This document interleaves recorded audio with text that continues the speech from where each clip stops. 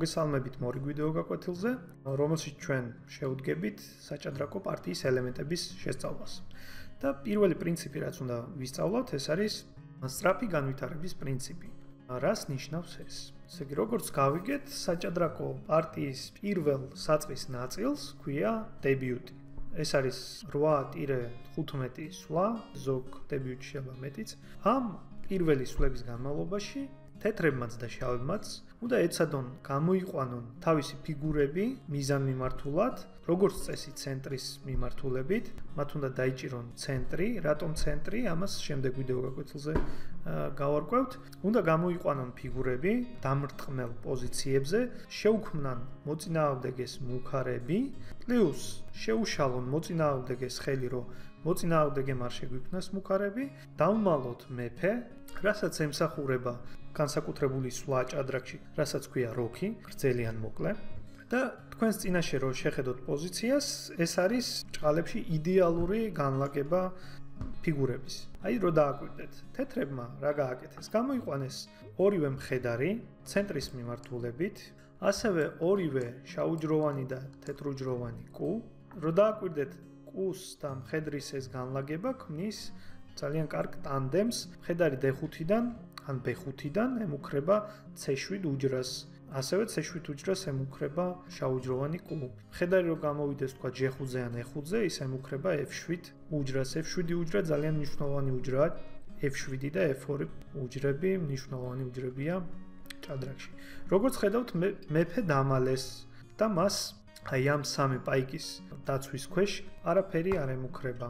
ანუ თეთრები მზად არიან შეტევის დასაწყებად, შავების ფიგურები კი საწყის პოზიციაშია და მათ არც დაუწყიათ განვითარება. რო წარმოვიდგინოთ, შავებმა რო ითამაშონ A6, პარტიის დასაწყისში თქვათ E4, A6 და თეთრებმა გააგრძელონ D4, ხოლო შავებმა ითამაშონ მხოლოდ ეტლი A7, ეტლი A8, ეტლი A7, ეტლი A8. ამ შემთხვევაში თეთრები მოასწრებენ თავიანთი ძალების მობილიზაციას და უკვე მზად იქნებიან შეტევის განსახორციელებლად. და ვინც მზადაა შეტევის განსახორციელებლად, ის იგებს, რა თქმა უნდა, პარტიას. მოდით სამი პარტიის მაგალითზე ვნახოთ სწრაფი განვითარების პრინციპი რა არის. მაშ გადავიდეთ შემდეგ პოზიციაში. E4, E5. ჩვენთვის ნაცნობი პირველი ორი სვლა. ასე შეიძლება დაიწყოს ძალიან ბევრი დებიუტი. მხედარი F3. თეთრები უქმნიან საფრთხეს E5 პაიკს. ლაზიერი F6.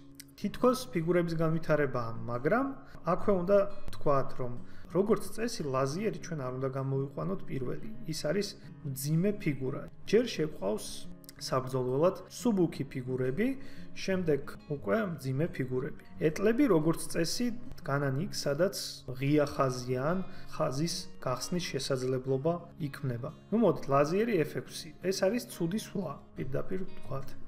ჯობდა რა თქმა უნდა მხედარი C6-ით დაეცვათ E5 პაიკი. კუ C4. თეთრები უკვე მზად არიან, გააკეთონ როქი და დამალონ მეფე. ლაზიერი G6. ეს არის თითქოს ორმაგი დარტყმა. ლაზიერი ემუქრება E4 პაიკს, ასევე G2 პაიკს. როქი შავებმა განახორციელეს თავისი მუქარა და მათ ითამაშეს ლაზიერი F6, ლაზიერი G6, ლაზიერი კლავს E4. ანუ ერთი პაიკის გამო გააკეთეს სამი სვლა ლაზიერით. დაკარგეს სამი ტემპი. როგორც წესი, პაიკის შეწირვისას თუ ჩვენ სამ ტემპს, ანუ სამ სვლას ვიგებთ, ეს საკმარისია არა თუ პაიკის კომპენსირებისთვის, არამედ იმისათვის, რომ ჩვენ გქონდეს უპირატესობა. აქ როგორც ხედავთ, ლაზიერი ისე დგას, რომ Q7-ით ჩვენ შეგვიძლია პირდაპირ გამოვიყენოთ ლაზიერის ცუდი მდგომარეობა. Q7 ვემუქრებით მეფეს, ეს არის ქიში. ორი სვლა, უბრალოდ სამი, ან უნდა E7-ზე ითამაშოს, ან D8-ზე, ან უნდა მოკლას. მოდით ვთქვათ, მოკლის შემთხვევაში რა მოხდება. მაშინ ქიში, ეს არის ორმაგი დარტყმა, ჩანგალი და შემდეგ სვლაზე მეფე რო ითამაშებს, მოუკლავთ ლაზიერს. ანუ ცუდია. Q7-ზე უნდა ითამაშოს, ვთქვათ, მეფე E7. ეხა ეტლი E1. როგორც ხედავთ, თეთრებს შემოყავს ფიგურები თამაში ტემპით. ანუ ტემპით შემოსვლა რას ნიშნავს? როდესაც ნაკლებად მნიშვნელოვანი ფიგურით ემუქრები უფრო მნიშვნელოვან მოწინააღმდეგის ფიგურას. ხა რა თქმა უნდა, ლაზიერი კლავს E1-ს, ცუდი სვლა იქნება, ხო? ლაზიერი 9 პაიკს უდრის ეტლი 5-ს. რაღაც სხვა უნდა ითამაშონ, უნდა გაწიონ ლაზიერი. ლაზიერი F4. მხედარი კლავს E5-ს. თან მხედარი იცავს F7 კუს, თან ემუქრება გადახტომით G6-ზე და ეს არის ორმაგი ქიში, ეტლით და მხედრით და თან მხედარი შემდეგ სულაზე მოკლავს ლაზიერს. ლაზიერი F5 იცავენ თითქოს თავს აი ამ მხედარი G6 ქიშისგან. G4. აქ ლაზიერი F6. ნუ თუ თქვათ თამაშობენ ლაზიერი F6-ის მაგივრად ლაზიერი G5-ს, მაშინ თეთრები D4-ით აიძულებენ ლაზიერს ან ითამაშოს ლაზიერი F6 როგორც პარტიაში იყო, ან ლაზიერი A4-ზე და ამ შემთხვევაში მხედარი G6 ორმაგი ქიშით, მეფე თქვათ იღებს F7-ზე ფიგურას და მხედარი A4 იგებს პარტიას. დავბრუნდეთ იქ სადაც G4-ზე ვითამაშეთ ლაზიერი F6.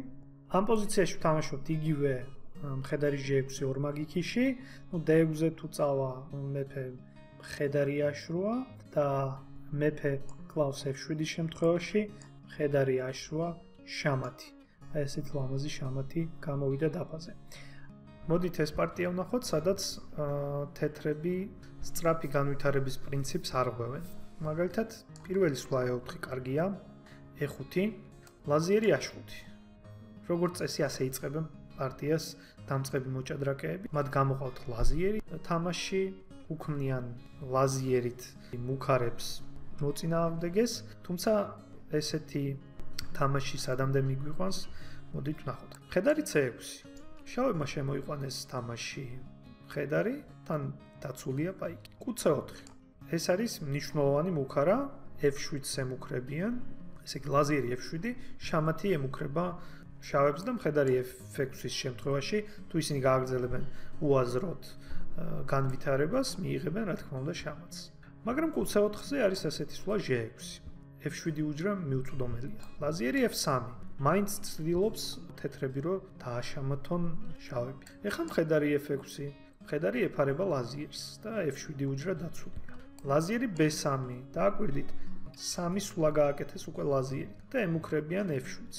შესაძლებელია რა თქმა უნდა ლაზიერი E7-ის თამაშიც, რომ F7 უჯრა დაცული იყოს, მაგრამ უფრო ძლიერია მხედარი D4, კონტრ იერიში. შავები აძლევენ საშუალებას თეთრებს, რომ ითამაშონ კუ კლავს F7-ს ქიშს, მეფე E7 ერთადერთი სვლა და აქ კუ რო არ დაკარგონ. თქვათ ლაზიერი B4 ქიშის შემთხვევაში მეფე კლავს F7-ს არის.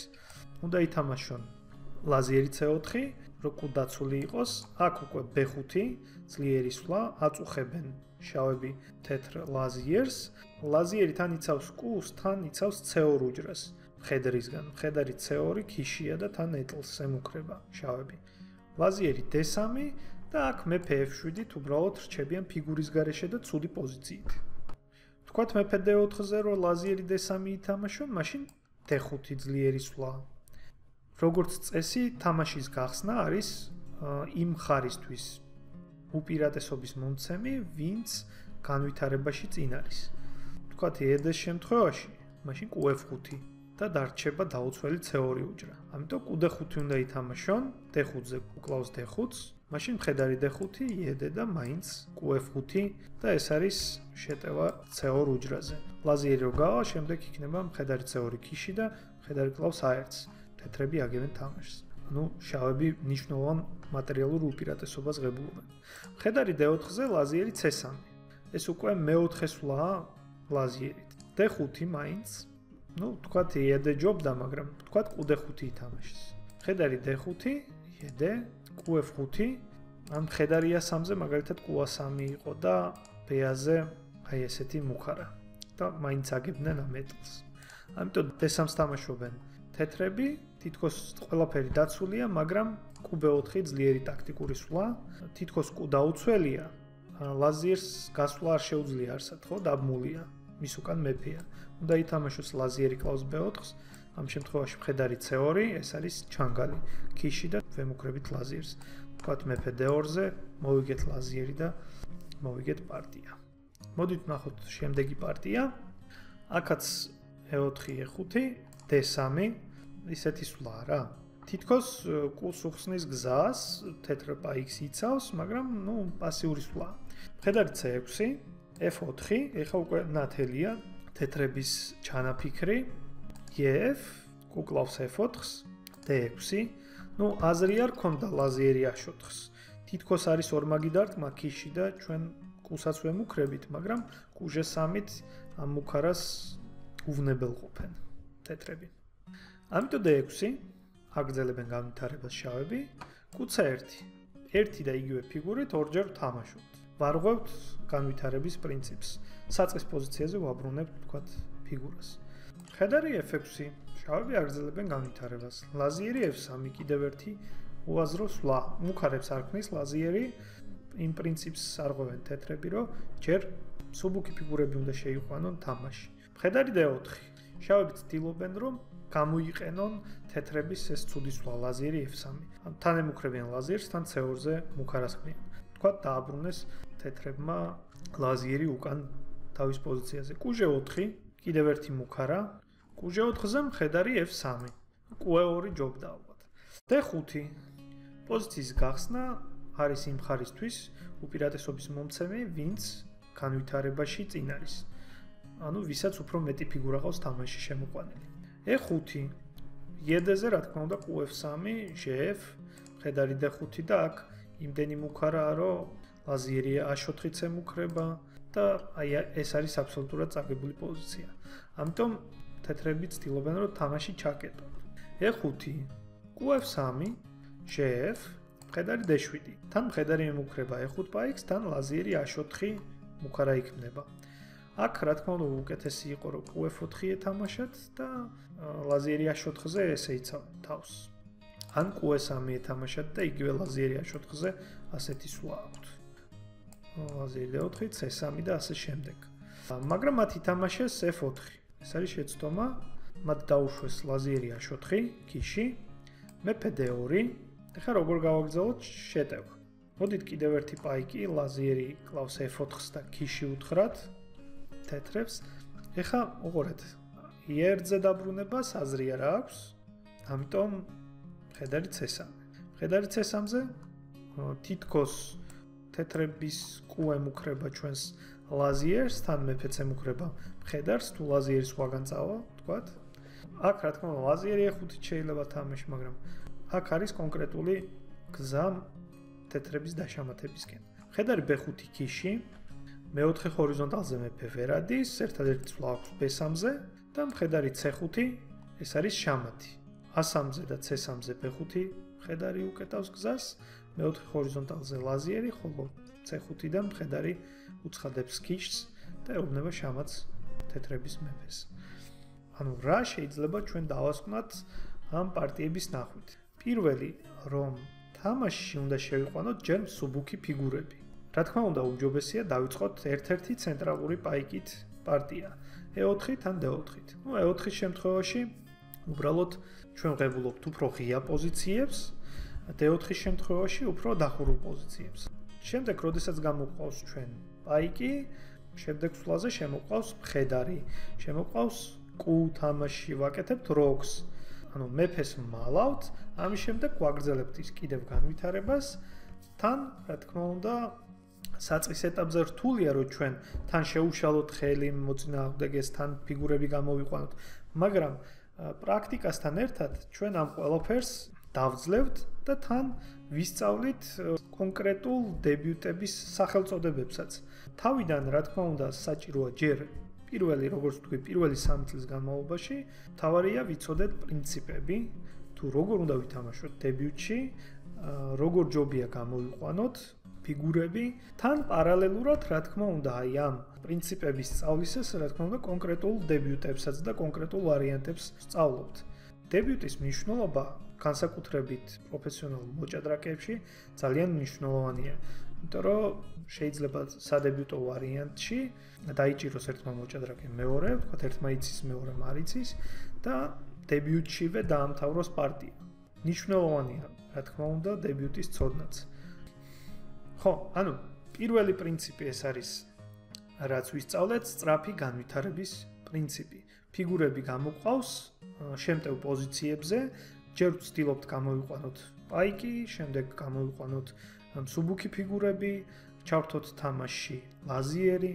ეტლები, როგორც წესი, ყველაზე გვიან შემოდიან თამაში, ამიტომ აღნიშნულ პარტიებში ჯერჯერობით ჩვენ ერთი სულაც არ გაგვიკეთებია ეტლი. თუმცა შემდეგ გაკვეთილებში ჩვენ ამასაც ვნახავთ. ყველაფერი ერთად შეუძლებელია გავაკეთოთ. შემდეგი გაკვეთილი იქნება მორიგი საჭადრაკო ელემენტი დაფის ცენტრის მნიშვნელობა. ანუ თუ რა არის ცენტრი და რატოა ის მნიშვნელოვანი. მე ამაზე გემშვიდობებით, შევხვდებით მომავალ გაკვეთილზე. აბა დროებით, ნახვამდის.